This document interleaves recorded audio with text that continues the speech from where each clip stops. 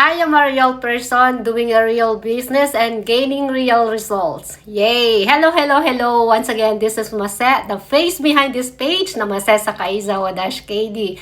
I'm wearing a white shirt of meaning to say, kailangan ko pumasok sa trabaho as yakin.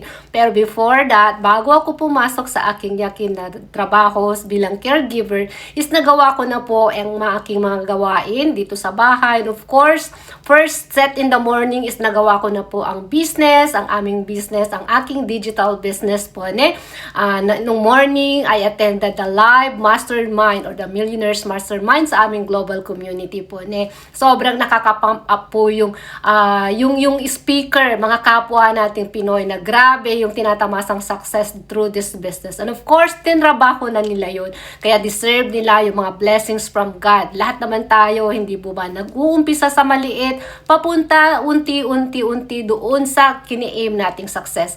Ganyan po ang stage natin ngayon. Nag-start po ako 2 years ago, and of course, as I said earlier, we are gaining results here. And yan po, napatunayan ko na rin po sa sarili ko, and then of course, lumalaki na rin po yung bangko natin kahit papano through this business. And of course, the knowledge, the skills, and the confidence na naging ko rito sa business because of the learnings na ginagawa po namin dito. And bakit po I am so proud na ginagawa itong business and nag-show up dito sa aking business page.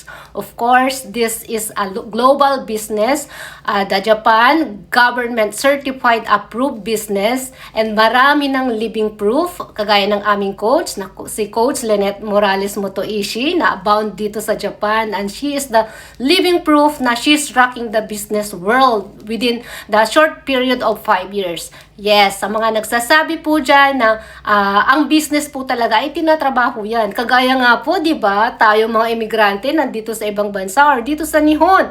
Ilang dekada na po ba tayo nagtatrabaho? Palipat-lipat ng kumpanya kasi nag-e-aim tayo ng success sa buhay. Pero hindi natin makukuha yung success na yon or yung financial peace or financial freedom namin yun kasi ang active income natin or ang sinasahod natin sa ating mga employment ay pang survival lang po yan. Hindi po ba kagaya ko po na single mom na may pinaaral na anak dito sa Nihon, of course, breadwinner, so kailangan ko magsuporta rin sa Pilipinas. Kumbaga, yung sinasahod ko is pangtapal lang po yun. Pero naging wise and naging smart po ako 2 years ago na yung mga konting naipon ko kahit papaano, kasi kailangan po natin i-pay ourselves first. Kahit gaano man kalit ang ating kinikita, dapat may tinatabi pa po tayo dyan para sa ating future, sa ating future na kumbaga magkaroon tayo ng passive income in the future kasi lahat tayo, aminin natin, tatanda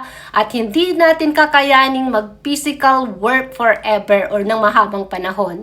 So kailangan po natin habang binaventure natin ang buhay natin dito sa ibang bansa is magtanim tayo para sa ating mga passive income. Alam naman natin yan, baka sa panahon na kahit kagaya po kayo na permanent residency dito sa Japan is darating ang panahon na yung inaasahan nating nenkin or yung mga pension natin na makukuha from here sa government here is napakalit na po ng halaga niyan pagdating ng panahon. Kagaya ko, 20 years from now, siguro gaano na lang yung value nyon, di ba?